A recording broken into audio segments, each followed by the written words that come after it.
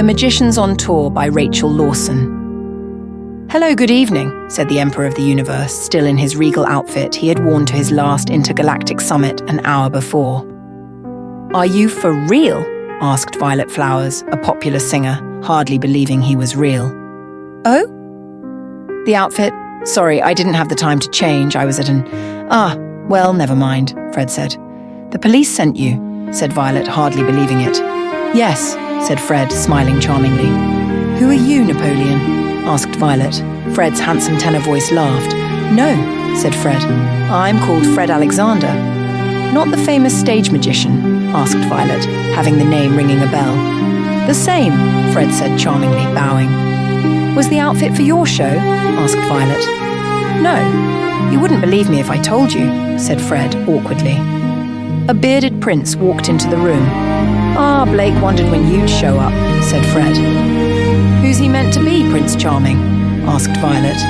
Fred and Blake laughed in the same charming tenor voice. They were the same man. "How do you ask?"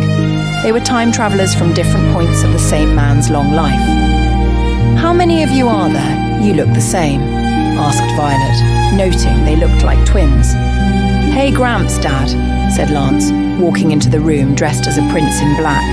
"A few but 3 like me is enough for anyone," Fred joked. "One of you is bad enough," said Lance.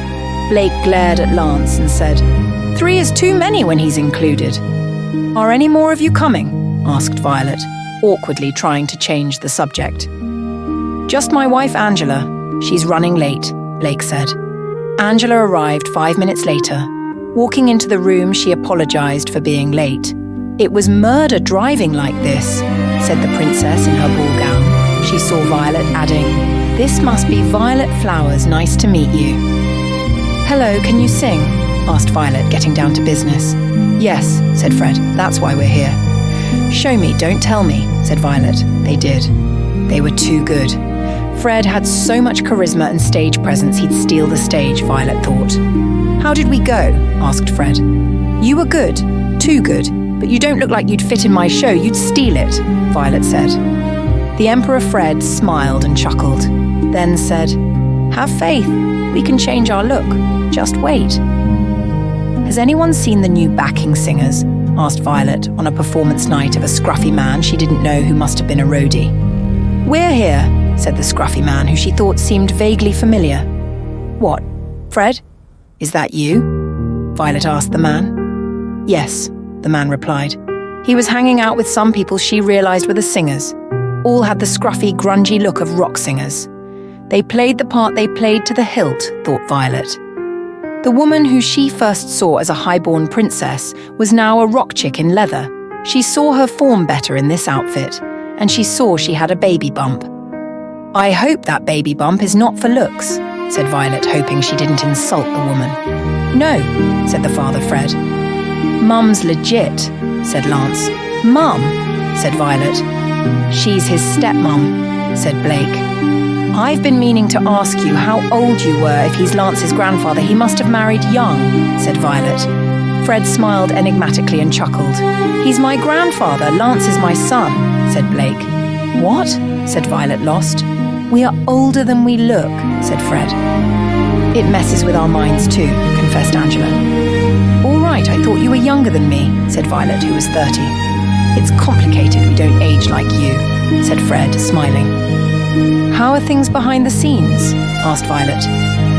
"We have not found out who sent the letter as of yet, but we are listening," said Lance, who looked like he had a dark side, and it was visible now for the show. "Listening," said Violet. "We're mind readers," Lance said. "Oh," said Violet, walking off awkwardly, realizing they were reading her mind and she was thinking of Fred. She was a bit embarrassed, so she left.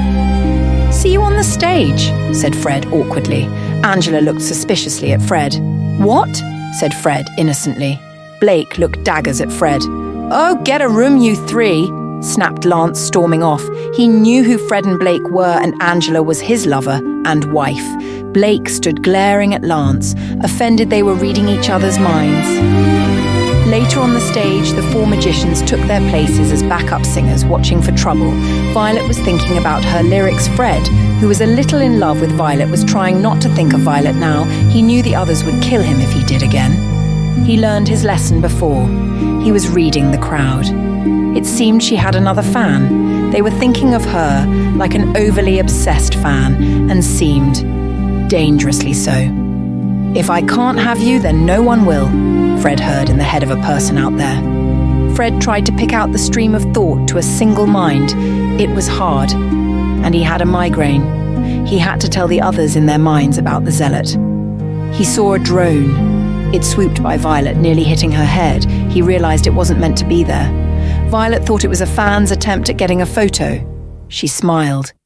It tried to hit her. She started to run, and the drone followed her. Fred ran to cover her from the drone with his body, but the drone swooped him, cutting him. Lance reached out and cast a spell that exploded the drone as it swooped to Fred again, nearly killing him. "What was that about?"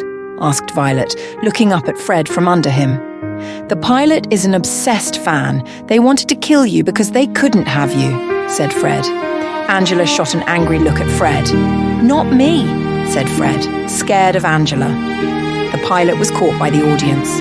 Angela had to forgive Fred. He was doing his work, not trying to cheat on her, as Angela thought. They left the tour, and Fred never spoke of it again. He knew Angela was as jealous of him as he was of her.